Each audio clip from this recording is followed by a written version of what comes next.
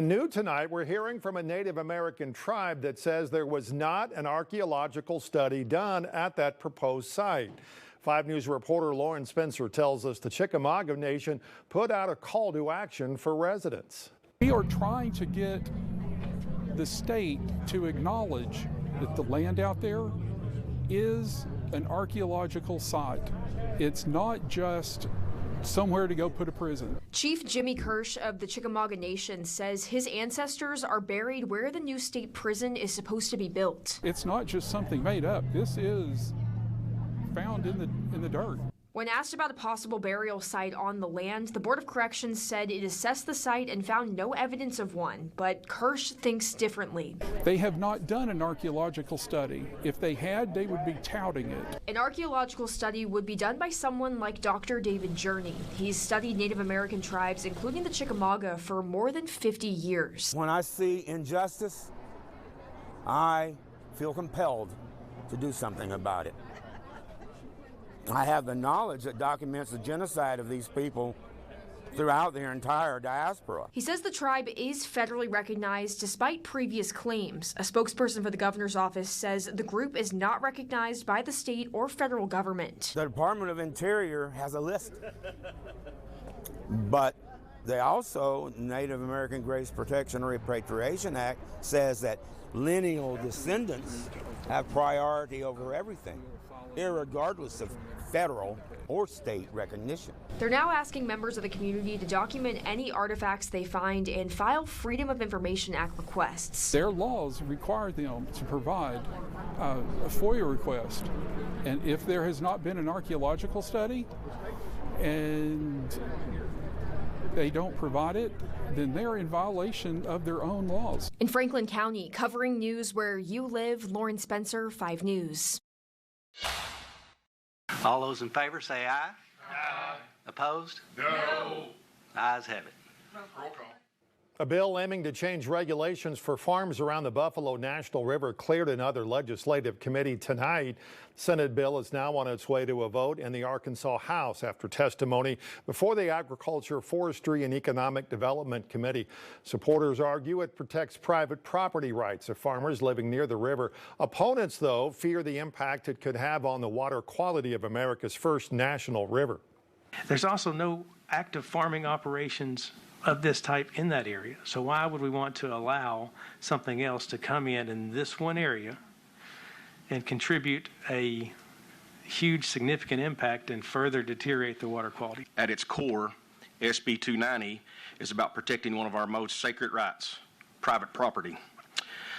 The Arkansas Cattlemen's Association firmly believes that the landowners have the right to own and manage their property. Bill now goes to a vote in the House tomorrow afternoon. Amber Waterman brought back to Benton County Court today. She's already serving a federal life sentence for the murder of a Benton County woman and her unborn child. Well, today she appeared before a Benton County judge who agreed to push back the case until July. The state Supreme Court is expected to decide by then if Waterman can face trial again in Arkansas or if double jeopardy would be an issue in this case. Sometimes for certain crimes, we should be able to ask for the worst punishment that we have, whatever that is. And when we've got a family that's asking us to do that, if we don't have a legal reason not to, then it's hard to justify not doing that. The Arkansas Supreme Court hearing to decide on the case moving forward will be later this month in Magnolia, Arkansas. Waterman already serving a life sentence for the death of Ashley Bush, who was 31 weeks pregnant. Waterman admitted to kidnapping Bush in order to kill her, then claim her unborn child as her own. Her husband, Jamie, is also serving a sentence to begin as an accessory and helped cover up the crime. We now know the identity of a teenager who was hit by a car while riding a bicycle on Towson Avenue last week. 19-year-old Sydney Owens died of her injuries over the weekend after being struck at the corner of Towson and O Street last Tuesday. No word if the person driving the car will face any charges. U.S. Supreme Court is allowing the White House to use an 18th century wartime law to deport migrants. In a 5-4 decision tonight, the court ruled the White House could enforce the Alien Enemies Act while the case moves forward. Justice Amy Coney Barrett joined the court's 3 liberal justices dissenting to the decision. Today's ruling does uphold the requirement that migrants receive a court hearing before they are deported. Stock markets around the world continuing to adjust to the White House's latest round of trade tariffs. CBS's Erica Brown has the latest now from Washington, where the president says more important taxes could be coming soon.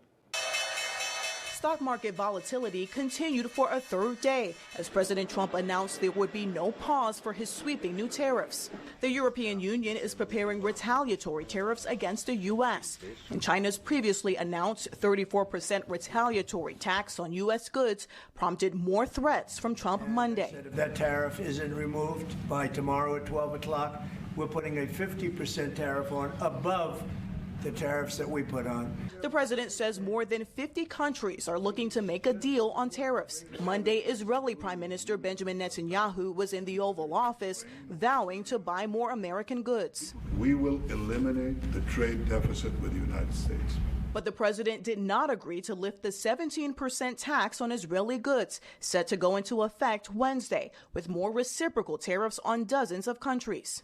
As concerns about the tariff impact grows, a group of bipartisan lawmakers are pushing for a bill that would require congressional approval for new tariffs. But the White House is threatening to veto any effort to limit the president's tariff power.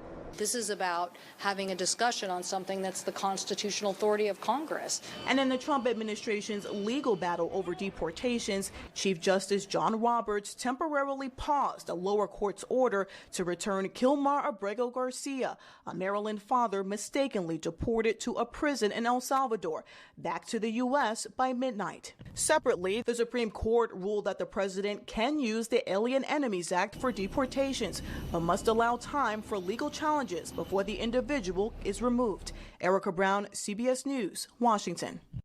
Health and Human Services Secretary Robert F. Kennedy Jr. says he is planning to tell the CDC to stop recommending communities fluoridate drinking water.